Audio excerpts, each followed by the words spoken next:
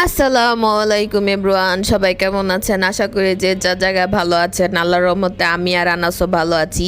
তো আজকে আপনাদেরকে আমি ডিআইওয়াই পিৎজা বানায় দেখাবো। খুবই সহজ, আপনারা যে কোনো দিন যে কোনো টাইমে মেহমানদের অথবা বাচ্চাদের নাস্তা বিকালের অথবা টিফিনে অথবা অফিসে নিয়ে যেতে পারবেন। তো এখানে ফার্স্ট টাইম 2 টেবিল চামচ তেল দিয়ে দিছি, তারপর একটা ডিম একটু লবণ দিয়ে ভালো করে ঘুইটা এটাতে দিয়ে দিছি। আর এখন আমি ডিমটাকে ভালো করে ফাটায় নিতেছি ইয়াতে ফ্রাই প্যানে। তারপরে এখানে দিয়ে দিতেছি আমি টমেটো কেচাপ, আর কিচ্ছু না, ট্রাস্ট মি। আর অল্প একটু পানি দিয়ে দিছি, এই যে দেখেন পানি দেওয়ার পরে এটা এরকম হয়েছে। তো এখানে আমার লেফট ওভার মাংস ছিল কালকে রাত্রে, তো আমি ওইটাও দিয়ে দিতেছি।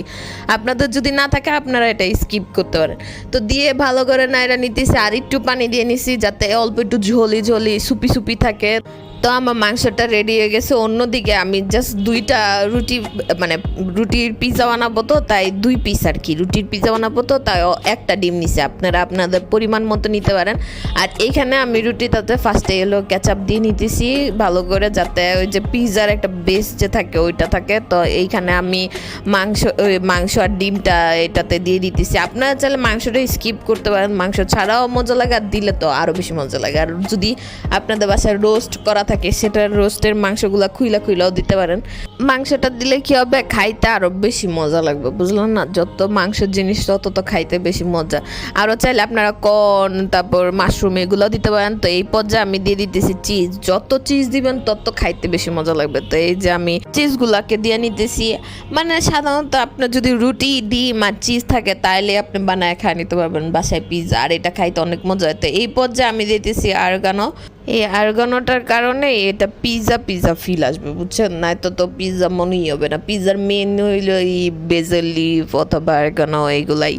তো এই যে আমার দেওয়া শেষ, আর এখন দিয়ে দিব আমি ওভেনে। তো আমি এখানে মাইক্রো ওভেনে দিয়ে দিছি, আর দিয়ে দিতেছি 2 মিনিটের টাইম। 2 মিনিটই যথেষ্ট। খালি আমাদের তো ডিমটা রান্না করা আর পাউরুটিও রান্না করা, জাস্ট চিজটা মেল্ট হবে। ওই যে আমার ওভেনে ঘুরতেছে তো আর হয়ে গেল। এই যে দেখেন কত ইয়ামি দেখা যাইতেছে। আর এইদিকে আনাস তো এক্সাইটেড, আর বলতেছে আম্মু তাড়াতাড়ি করো। তো এই যে আমি নিয়ে আসলাম টেবিলে, আয়না রাখতেছি আর কাইটা নিতেছি। যেহেতু আমার ছুরিটা আর কি দাঁত ছিল না, তাই আর কি একটুখানি কাটতে কষ্ট হয়েছে। তো এই জায়গাটা নিতেছি, আর এই যে দেখেন কত চিজি হয়েছে। আর যত চিজ দিবেন তত বেশি মজা হবে। তো এই যে রিভিউ দিতে নিয়ে আসছি। আনাসরে গরম ছিল এর জন্য বলতেছিলাম যে অল্প একটু কামু দাও, আর ওর রিয়াকশন দেখেন গরম দেখা। তো আবার দিলাম ওরে। ভিডিও এই পর্যন্তই।